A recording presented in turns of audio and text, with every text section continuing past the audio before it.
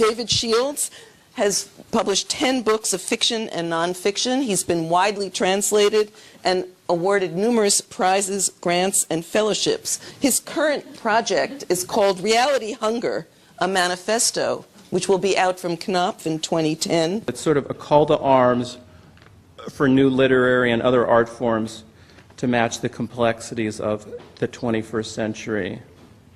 It's an ars poetica for a burgeoning group of interrelated but unconnected artists who, living in an unbearably artificial world, are breaking ever larger chunks of, quote, reality into their work. I don't feel any of the guilt normally attached to, quote, plagiarism, which seems to me organically connected to creativity itself. The history of art is a history of appropriation. All art is theft. And so much of the laws that we have now protect the lawyers and hamstring the artists. I guess the viewers should get a sense of the structure as well. It's aphoristic, right? And I'm actually going to hold up a page of the galleys to just give the viewers a sense of how it's all arranged.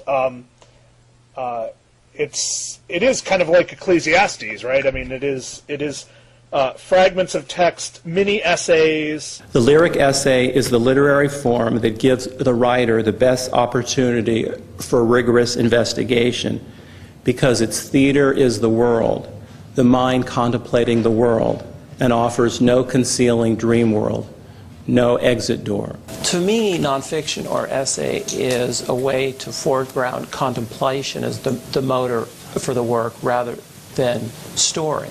That's to me the great excitement that nonfiction or the essay mode has, is that what drives the work is consciousness as opposed to narrative. Capitalism implies and induces insecurity, which is constantly being exploited, of course, by all sorts of people selling things.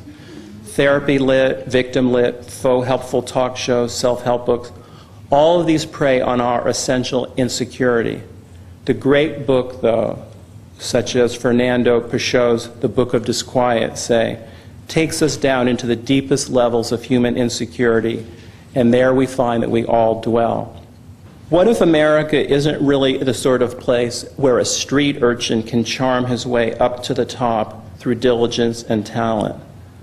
What if instead it's the sort of place where heartwarming stories about abused children who triumph through adversity are made up and marketed? J.T. Leroy was nothing more or less than a highly developed pen name. Margaret Seltzer wanted so badly not to be the person she was, an upper middle class girl from the valley, that she imagined herself all the way into strangers' lives and cared so much about bringing attention to those lives that she phrased it as memoir, because relatively few people care about novels anymore. In the aftermath of the Million Little Pieces outrage, Random House reached a tentative settlement with readers who felt defrauded by James Fry. To receive a refund, hoodwinked customers had to mail in a piece of the book. For hardcover owners, it was page 163. Those with paperback copies were required to actually tear off the front cover and send it in. Also, readers had to sign a sworn statement confirming that they had bought the book with the belief that it was a real memoir, or in other words, that they felt bad having accidentally read a novel.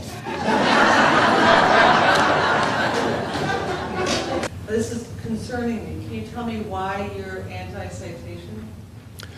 Well, I'm interested in art. I'm interested in the history of art. I'm interested in the way in which every artist who takes the history of art seriously understands how art is built from previous art.